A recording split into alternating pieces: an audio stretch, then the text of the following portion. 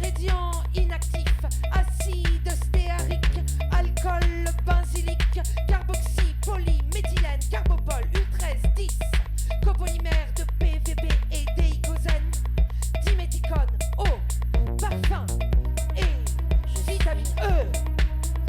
En raison de la crise sanitaire et de la non-réouverture des lieux recevant du public, la première édition du Festival des Zébrures de Printemps, vouée à la création littéraire francophone, ne pouvait accueillir l'ensemble des spectateurs, les œuvres ne pouvant être présentées qu'au seul public autorisé, les professionnels et les enfants. Ce fut le cas pour Martine à la plage, un texte de Simon Boulris, mis en scène par Alban Coulot, présenté sous la forme d'une lecture à la BFM de Limoges. On va lire un texte de Simon Boulris, un auteur québécois, qui s'appelle Martine à la plage. Alors, rien à voir avec la série de livres pour enfants très connus. Martine à la plage, c'est l'histoire d'une adolescente de 14 ans, un peu comme les autres, et un peu comme beaucoup d'adolescents et d'adolescentes qui tombent folles amoureuses d'un adulte. Voilà. Et comment, voilà, c'est cette histoire-là, c'est comment elle va réussir à se glisser dans la vie de cet homme pour arriver à ses fins ou pas. Je souris à Gilbert sur l'autre terrain. Il va m'inviter à les rejoindre, c'est sûr.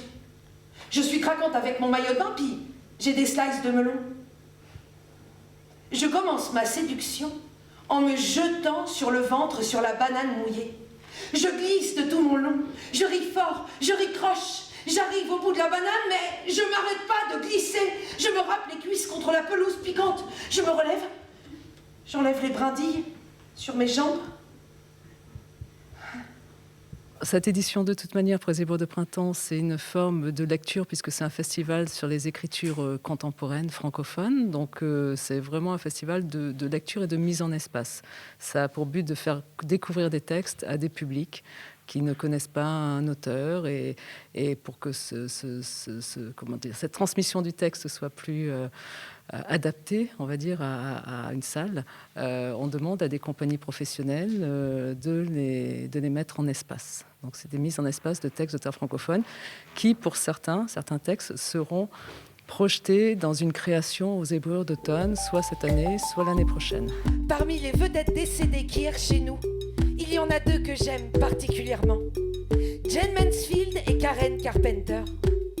Jane Mansfield était une actrice américaine, connue surtout pour sa grande ressemblance avec Marilyn Monroe.